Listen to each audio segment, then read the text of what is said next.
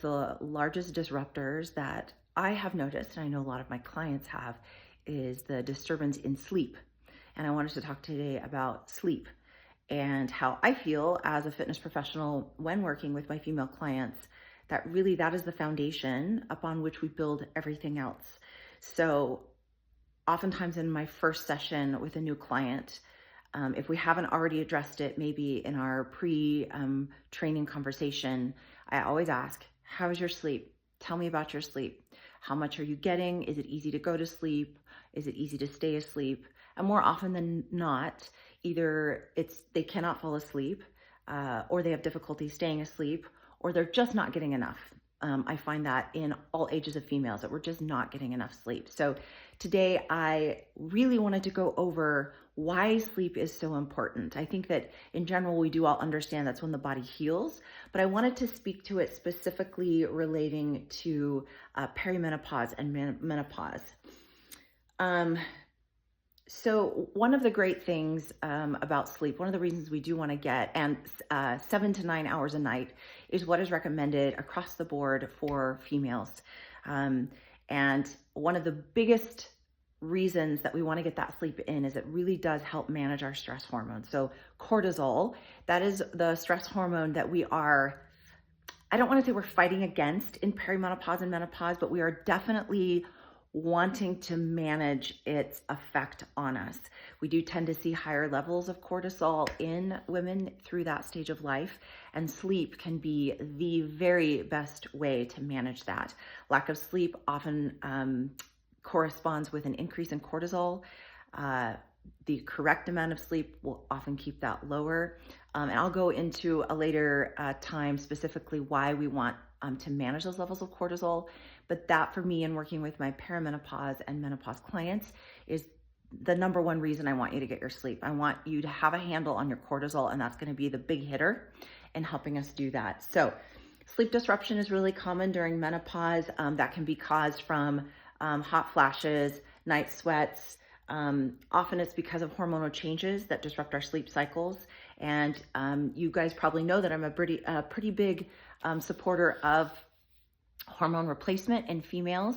I myself am currently on testosterone and progesterone replacement. I don't yet need estrogen, but when that time comes, I will have no problem taking that. It helps me, number one, support my sleep. And I definitely want that to happen because I have goals. And the way I'm going to get there is by managing my cortisol. Okay.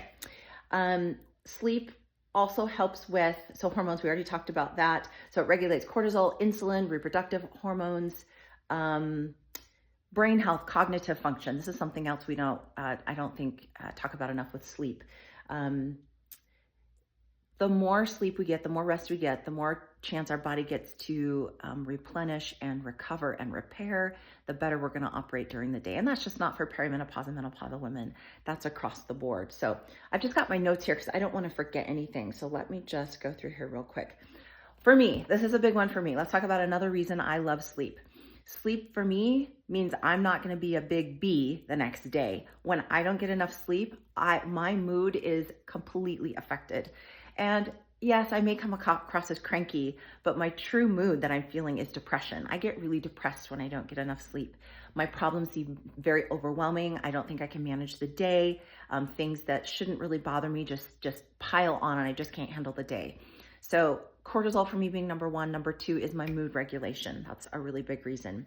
And when we're talking about fitness in general, the body recovers during sleep, right? We tear down the body during exercise or weightlifting, and really we don't get better, faster, stronger until we sleep. That's when the repair happens and the increase in our fitness level happens.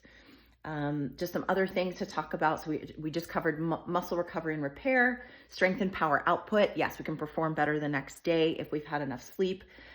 Protein synthesis. I'm not going to go into that right now, but yes, that does help us process protein in the most optimal way when we get enough sleep. And then our inflammation and recovery.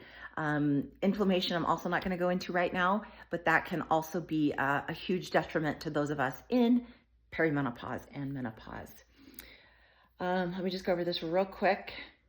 Oh, I forgot about this one. It doesn't happen to me. This is not something I personally experienced, but it is very common when we are sleep deprived to notice an increase in hunger. Now, unfortunately, we don't need more calories when we don't get enough sleep. Our body just tends to produce more of the hunger hormone, and so we tend to eat more. And if we're really trying to maybe watch our diet, or if we are tracking our macros and our calories, this can really work against us. I've also noticed in my clients when they tend to not get enough sleep, it's not just the more food, it's the food choices that are happening. They tend to not be as good when sleep deprivation, when not enough sleep is on board. This is the brain fog with menopause. Those words that are right there, they don't always come out. So when we're talking about a fitness program, that foundation under the house is sleep. I always say sleep comes first.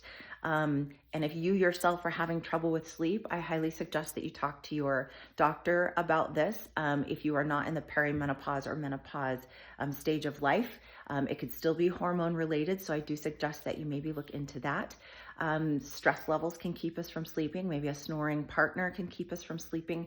If we've got little children, we're not really probably going to get great sleep, but that's not really a problem with our sleep ability. That's kind of an outside force, and that's also a stage of life. But anyway, I did want to address sleep today. If you have any questions, drop them below and I'll get back to you.